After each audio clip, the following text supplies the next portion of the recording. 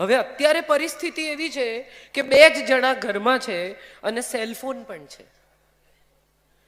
એટલે ઘરમાંથી તો ઝઘડીને નીકળ્યા, પછી પોતપોતાની ઓફિસમાં જઈને સેલફોન પર પણ આર્ગ્યુમેન્ટ ચાલુ રહે. અને એમાં જો કોઈ કારણસર કાપી નાખ્યો તો ફરી જોડી અને એમ કે મારો ફોન મૂકી દીધો, લે હું મૂકીશ, તારે નહીં મૂકવાનો. You can't do that. Phone મૂકવાનો હોય તો હું મૂકીશ, ડિસ્કનેક્ટ કરવાનો હોય તો મારો વારો, તારો નહીં. આ ઈગો પ્રોબ્લેમ પહેલા પરિવારનો હિસ્સો નહોતો. અહંકાર, ગુરુર, ઈગો આવું કંઈ હતું જ નહીં. દાદાજી જે રૂમમાં બેઠા હોય એ રૂમમાં મને યાદ છે કે પસાર થતા પહેલા પણ એકવાર જરા વિચારી લેવું પડે કે હમણાં બોલાવી લેશે કે આ લે પોસ્ટકાર્ડ નાખી આવ, અને કંઈ કર્યા વગર ચૂપચાપ પોસ્ટકાર્ડ નાખવા જવું પડશે કામકાજ છોડીને. અથવા જાતો પાણી ભરી આવતો એટલે 1 ગ્લાસ પાણી લઈ આવવું પડે, તમને ગમે એટલું મોડું થતું હોય. દાદાજી મોડું થાય છે એવું ન કહેવાય. હમણાં એક બહુ સરસ કોઈ કે મને વોટ્સએપ પર જોક મોકલ્યો છે કે એક દાદાએ દીકરાને કહ્યું કે લે આ 100 રૂપિયા અને મોલમાં જા અને 1 કિલો ખાંડ, 250 ચા, પાપડનું 1 પેકેટ, પૌવાનું 1 પેકેટ લઈ આવ અને જો પૈસા વધે ને તો આઈસ્ક્રીમ ખાજે. એટલે છોકરાએ નોટ જોઈ, દાદાજીની સામે જોયું અને કહ્યું કે આટલામાં આટલું ના આવે. એટલે દાદાજીએ એને કહ્યું કે અરે અમે તો આનાથી અડધા પૈસામાં આનાથી વધારે વસ્તુઓ લાવતા હતા અને પૈસા બચે એમાંથી આઈસ્ક્રીમ પણ ખાતા હતા. એટલે છોકરાએ કહ્યું કે પણ ત્યારે સીસીટીવી નહોતા ને.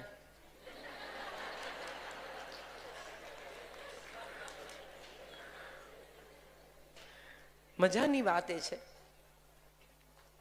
કે નવી જનરેશન પાસે હવે વાર્તાઓ નથી, જોડકણા નથી. દાદાજી દાદી ક્યાંક બીજે રહે છે, માતા પિતા કામ માટે ક્યાંક બીજે રહે છે, સંતાનો અંગ્રેજી માધ્યમની શાળામાં મોટે ભાગે ભણે છે અથવા ગુજરાતી માધ્યમની શાળામાં ભણતા હોય તો પણ એમનો એટલો બધો સમય ખવાય છે કે એમની પાસે એમના ગ્રેન્ડપેરેન્ટ્સ માટે સમય બચતો નથી. વિડીયો કોલ પર પોતાના સંતાનોના સંતાનોને વધતા જોઈને દાદા દાદીએ સંતોષ માનવાનો છે. ક્યાંક ઓસ્ટ્રેલિયા, ક્યાંક અમેરિકા રહેતા બાળકો પણ વિડીયો કોલ પર છોકરું હેલો દાદાજી, હાઉ આર યુ દાદાજી આવું કરે તો માથે હાથ ફેરવવાનો, સ્નેહથી ખોળામાં સુવડાવવાનો, વાર્તાઓ કહેવાનો આવો લાવો તો હવે રહ્યો જ નથી. આઈ એમ શ્યોર સમય સાથે બહુ બધું બદલાયું છે, પણ મારા હિસાબે વાલ ન બદલાવવું જોઈએ. Family, FAMILY.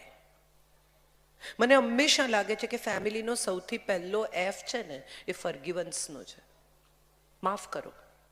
આપણે બધા હવે એવું શીખ્યા છીએ કે યાદ રાખવું, છોડવું નહીં. હું આને સીધો કરી નાખીશ, પેલાનું મગજ ઠેકાણે લાવી દઈશ, આને તો પાઠ મળાવી દઈશ. કેટલી બધી સ્ત્રીઓ, હું દરેક વખતે દરેક કાર્યક્રમમાં કહું છું, આજે પણ કહું, અહીંયા આટલી બધી બહેનો બેઠી છે, મને પણ એવું થાય છે, તમને પણ થતું હશે કે તમે ફ્રીજ પાસે જઈને ઊભા રહો ને કહો કે હું શેને માટે આવી હતી. હા કે ના થાય છે ને? હવે એ જ સ્ત્રીને પૂછો કે 10 વર્ષ પહેલા જેઠાણીને ત્યાં લગ્નમાં ગઈ હતી ત્યારે શું થયું હતું. જેટલા હશે છે એટલાને ખબર છે કે મારા સવાલનો અર્થ શું છે. આપણે ક્ષમા નથી કરી શકતા અને પરિવારમાં તો નથી જ કરી શકતા. પડોશીની સાથે કેટલા સારા થઈએ, કઈ વાંધો નહીં, ભલે પડ્યું પછી લઈ લેજો ને, વાંધો નહીં.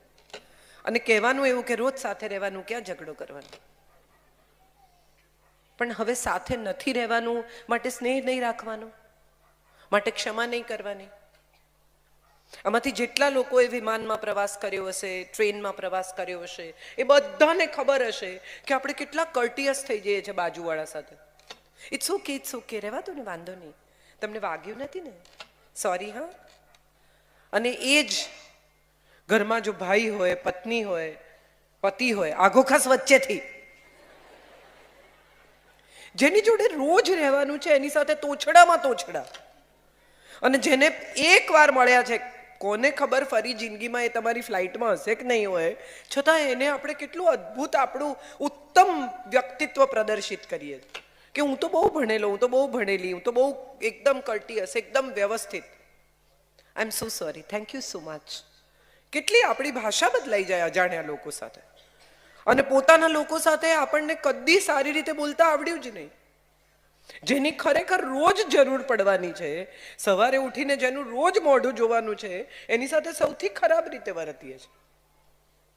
અને આ હમણાં છેલ્લા 10-15 વર્ષમાં થયેલો આપણો ફેરફાર છે. આ પહેલા નહોતું, આ હમણાંથી થયેલો આપણો ફેરફાર છે. આપણે એવું દેખાડવું છે કે આપણે બહુ સજ્જન છીએ, બહુ ભણેલા છીએ, બહુ સોફિસ્ટિકેટેડ છીએ, અત્યંત વ્યવસ્થિત માણસો છીએ, અંગ્રેજી બોલી શકીએ છીએ. એ આપણે બહારના લોકોને બતાવવું છે. ઘરના લોકો સાથે આપણે કદી સારી રીતે વર્તી શકતા જ નથી સામાન્ય સંજોગોમાં, કારણ કે આપણને એવું લાગે છે કે ઠીક છે, હવે એમાં શું છે, એને હું દેખાડો, એને બધું ખબર જ છે. સો F is for forgiveness. આ ક્ષમા છે ને, એ પરિવારને બાંધનારી સૌથી મોટી દોરી છે. બધા સરખા ન જ હોય, 5 આંગળીઓ સરખી નથી. 5 આંગળીઓ વચ્ચે વિવાદ થયો અને 5 આંગળીઓ એકબીજાને કહ્યું, તો પહેલી કહે છે કે મારા વિના શું થાય, હું ચીંધવાના કામમાં આવું. બીજીએ કહ્યું કે હું સૌથી ઊંચી છું, તમારા બધામાં હું સૌથી લાંબી છું. ત્રીજીએ કહ્યું કે હું તો દેવની પૂજામાં કામ લાગુ. ચોથીએ કહ્યું કે મારા ઉપર ભગવાને ગોવર્ધન ઉચકેલું. અંગૂઠાએ કહ્યું કે મારા વગર તમે બધા નક્કામાં છો, તમારે 4 જણનો કોઈ ઉપયોગ નહીં જો અંગૂઠો ન હોય તો. અને ત્યારે કોઈકે એમ કહ્યું કે 5 ભેગા થાવ ને તો શાબાશી આપવાના કામમાં લાગો. એથી આગળ 5 ભેગા થાવ ને તો કોઈ વસ્તુ ઉચકી શકો, 5 ભેગા થાવ તો મુક્કો બને, કોકને ઠોકી દેવાય. 5 ભેગા થાવ તો હાથ લંબાવી શકાય, હાથથી કંઈ આપી શકાય. એકનો કોઈ ઉપયોગ નથી. આ 5 ભેગા થાય ને તો જ હથેળી બને છે. ભલે બધા જુદા છે, પણ બધા જુદા છે છતાં આપણી હથેળી કેટલી સરસ લાગે છે. તમે વિચારો, આ એક આંગળી ન હોય તો કેવી લાગે. આ 5 ભેગા છે ને માટે જ આ હથેળી આટલી સુંદર લાગે છે. એવી રીતે પરિવારમાં પણ બધા ભેગા હોય ને તો જ એ પરિવાર પરિવાર કહેવાય છે. માફ કરતા શીખીએ સૌથી પહેલા, અને આપણા સંતાનોને પણ માફ કરતા શીખવીએ. મોટા ભાગની મમ્મીઓને મેં જોઈ છે કે સંતાનોની હાજરીમાં દાદી વિશે, કાકી વિશે, ફોઈ વિશે ચર્ચા કરે છે. ન કરો. હમણાં કહ્યું ને કે સ્પષ્ટ વક્તા છે, હું બધાને સાચે કહું છું આ વાત. ન કરો તમારા સંતાનની હાજરીમાં. તમારે માટે સાસુ હશે, તમારા સંતાન માટે દાદી છે. આ કદી નહીં ભૂલતા. તમને ભલે સાસુ લાગે, તમારા સંતાન માટે તો એ ગ્રેન્ડમધર છે, વાલી છે, ખૂબ વાલી છે. અને દાદી માટે એ ગ્રેન્ડ ચાઇલ્ડ છે, તમે ભલે એના માટે વહુઓ. સો ફોર ધેમ એમની રિલેશનશિપ જુદી છે ને તમારી રિલેશનશિપ જુદી છે, એને મિક્સ નહીં કરો.